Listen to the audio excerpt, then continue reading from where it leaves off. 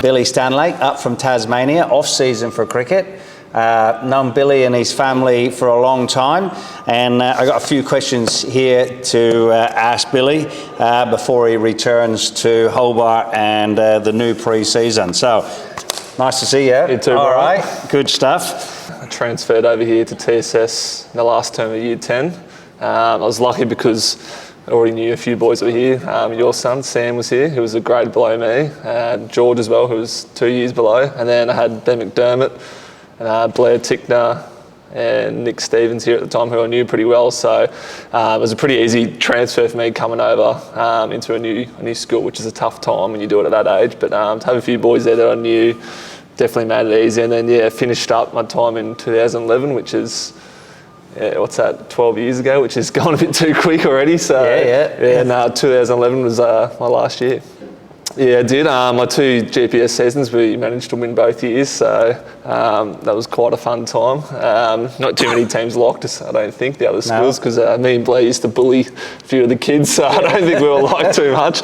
But it was definitely, definitely still have good memories of those days. So you were a bowling side rather than a batting side, you reckon? No, I think we had a bit of everything covered off. So we had Sam, your son, Nick Stevens at the time, who was a tremendous player. So, we were very fortunate to have, a lot of talent in that team.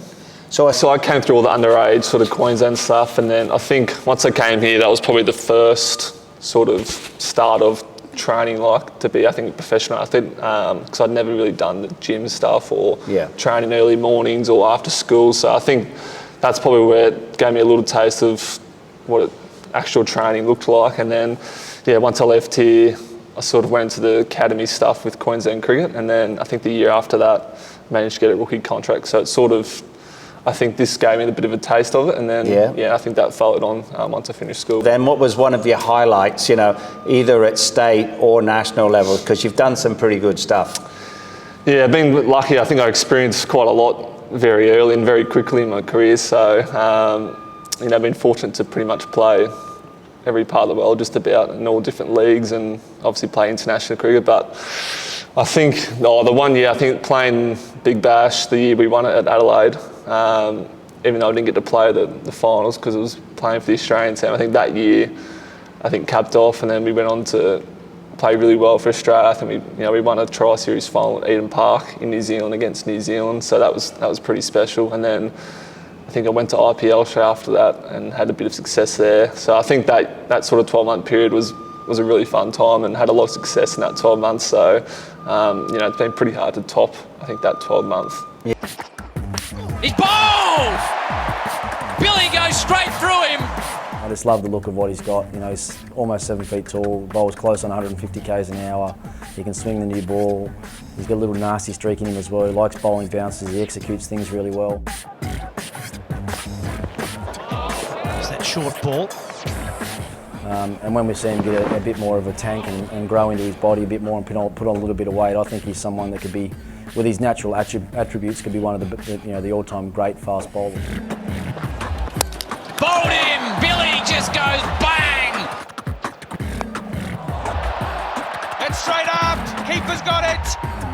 Alex Carey has his man. First ball, the big man, Billy Stanlake. He's away for Australia. Let's hope that he stays in one piece and becomes the sort of cricketer that we all think he can be. Oh, this could be out. Yeah, should be out. Is out. Good catch on the boundary from Richardson. I must admit, when I first saw you, I always knew that you would play for Australia one day. So being a professional sportsman, you've had your fair share of injuries, and how do you approach that? Yeah, I think probably the last 2 seasons is probably I've had a lot of injuries when I was younger as well, and then the last 2 seasons. So I think it's probably been a bit harder the last 2 seasons because you're a bit more old, a bit more mature. You've already played, so you sort of 28, so you sort of come into your prime. So it's probably not the time you want to be missing playing. But I think I learned the hard way early when I was younger, about 18, when I had lots of injuries, to what it took to sort of prepare and take care of yourself to play that level consistently. I think things happen, so you can't control injuries, but I think the one thing you can do is prepare your body, take care of yourself as best as possible. And if you do all the right things and it still goes on, I think you can still be confident that you're going to get back and you're going to perform well. Sometimes things just happen, and not everything happens easy. So I think you just got to take that approach. Sort of my domestic season here. The body's in good nick. Feeling strong, which is always important. I sort of came with great confidence. We've been training really well, and then to get an opportunity tonight in front of a home crowd was very exciting. And I know Mum and Dad really well, and one of the best stories, one of the best moments is when your son get picked for Australia, and I spoke to Warren, and they booked their tickets. You're playing in the MCG, you're playing against India. It's a one-day game, and you're probably going to be playing the next game in Sydney. They get down there. Dad says he's in the members' bar looking out the window, and your name didn't appear on the screen. So it's not one injury you've had a couple of different ones along the way. So explain what happened that day. Yeah, I've had a lot of big injuries, but a lot of stupid little ones as well. Yeah, we were doing the warm-up, just doing routine high ball catches on the boundary rope, as you do before the game. You like to get a feel for the ground. And yeah, just went up for the MCG have the sponsor signage over the rope. They have it. It's about double the height in the MCG for some reason. I've gone up to take the catch sort of one-handed because it was real high, and I've just come down, landed on the rope. My ankle's just gone snap. I've looked down. There's a big egg on the side of my ankle, and it was about 10 minutes before the toss, which is where you got to name the teams, and I was playing. So it was sort of a quick dash down to the change rooms, physio, quick strap, couple of painkillers. Went back out, tried to test it out, and then the coach said, "Nah, you're not playing." I said, "Yeah, probably fair enough," because I couldn't really walk about 10 minutes later. So, yeah, another game where Mum and Dad probably had the shits with me. Every time I've seen the best players, I think they have their routine. They do the same thing day in and day out. Every training session, they do the exact same thing before every game. They don't deter. They know what they want to do. So, yeah, I think for me, I've learned that way with my body and sort of what I want to do with training, how to prepare yourself. So I think the most important thing for an athlete is working out, your routine and what works for you. So I think that's probably the biggest thing, because I think that helps you be consistent. So routine is probably the big one for me, I reckon. Yeah, obviously Blair Tickner, we finished together, who's doing quite well for New Zealand at the moment. We're still in touch a bit. I went to his wedding last August over in New Zealand, so that was nice. We don't get to see each other too often, but definitely had a lot of good memories here, bowling together out in the oval there. So we stay in touch quite a bit.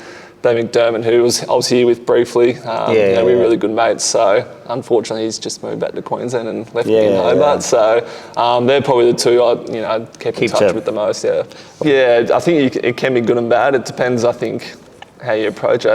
I think then when you're a professional athlete, it can be bad if you take too much attention. Obviously, you get messages, and if you have a bad game, people are going to spray you because they've probably lost money on the punt. So I think you can easily read too much into it. But if you're good with it and you don't sort of take too much notice of what people are saying, I think it's fine. But you can quickly see people who it affects them a lot, because all they do is finish a game, they go on and they read all the negative comments. So I think there's definitely good and bad side to it.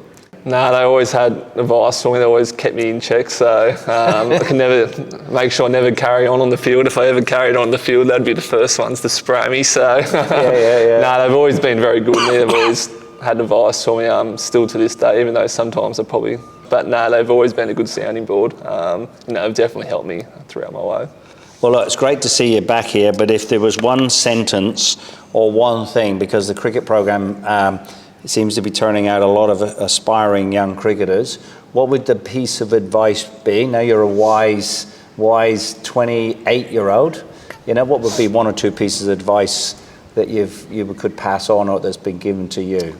I think, listen to coaching, I think when you're younger, and try everything that your coaches say. I think that's the best way to learn and move forward. Sometimes you can be stubborn when you're a bit younger and think you know it all, but I think the best way to learn is to try everything, and then you know what works and what doesn't. And then I think just to enjoy your time here. It goes pretty quick, and I'm already 12 years out of school, and I have lots of great memories playing here and being here at school. So I think enjoy your time while you're here. I think you're always in a rush to finish school and get out, but I think make sure you enjoy it while you're here, because it is a lot of fun, and I still think about it tonight. I always have great memories. So brilliant. All right, well, you never know. We might get you back for an Old Boys game in the new pavilion one day. Yeah, I did play one a few years ago, so it'd be nice to get one back in here again. I'm not sure I remember that one, whether we should do workplace health and safety with you bowling. But anyway, hey, it's been great catching up, all right? Thanks, all the Brian. best. Looking forward to seeing your new season down in Tasmania.